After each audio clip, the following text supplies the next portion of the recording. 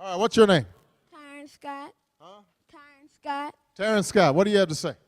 I have to say why people hate you and why you they supposed to love you and God is love and That's what I'm talking about. Come on, man. Yeah, come on. Hey, that's what I'm talking about. Terrence, I appreciate that. What grade are you in? Fort. You're in 4th grade?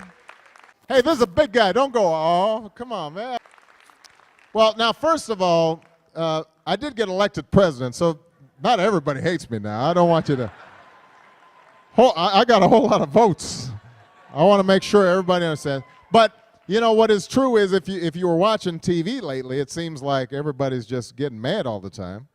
And I think that you've got to take it with a grain of salt. Some of it is just what's called politics, where once one party wins, then the other party kind of gets. It feels like it needs to poke you a little bit to keep you on your toes. And so you shouldn't take it too seriously. And, you get some of the credit when things go good, and when things are going tough, then, you're going to get some of the blame, and that's part of the job. But, I'm a pretty tough guy. Are you a tough guy? You look like you're pretty tough, and so you just got to keep on going even when folks are criticizing you, because as long as you know that you're doing it for other people. And then sometimes, as I said before, people just, I think they're worried about their own lives. A lot of people are losing their jobs right now. A lot of people are losing their health care, or they've lost their homes to foreclosure, and they're feeling frustrated. And when you're president of the United States, you got to deal with all of that. That's exactly right. All right, so thank you. You're a fine young man. I appreciate you. All right. Give Terrence a big round of applause. Guys, thank you so much for watching that video. I want you to pause for a second and really sit with what we just watched, because moments like those don't stay viral for over a decade by accident. That clip comes from the early presidency of Barack Obama, right after one of the most stressful periods in modern American history. The country was coming off the 2008 financial crisis. Millions of people were losing jobs, homes were being foreclosed, families were anxious about healthcare, about stability, and about the future.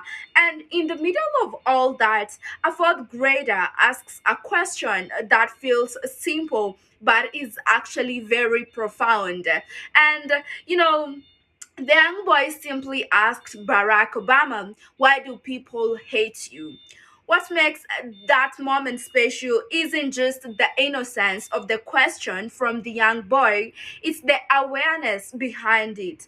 That child was picking up on something real, the tension, the negativity, the emotional temperature of the country. And I think that's why this clip resonates so deeply. Now, listen closely to how the president answers.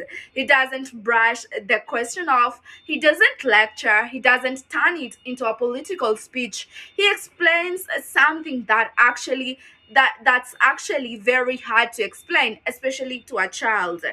He talks about how leadership works during hard times, how when people are struggling in their own lives, frustrations often gets directed at whoever is in charge, how politics itself can amplify conflict, and how not everything you see on television reflects the full truth of what's happening. That's a level of emotional intelligence we don't always slow down to appreciate, because the truth is that wasn't just a lesson for that child, it was a lesson for anyone watching, about how anger spreads, about how fear shows up as criticism, about how leadership requires resilience, not perfection.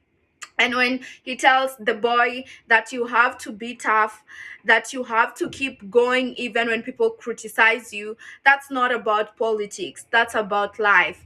That advice applies whenever you're leading a country, raising a family, building a career, or simply trying to stand on your principles in a loud world.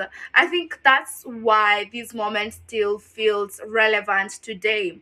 Not because everything was perfect back then, it wasn't, but because it reminds us what calm leadership, thoughtful explanation, and empathy actually look like.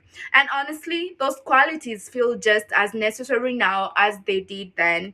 If you enjoy these conversations that slow things down, add context, and actually think through what we are watching, I would love for you to stick around. There is a lot more to talk about. Let's meet in the next one. I love you all, and may God bless you.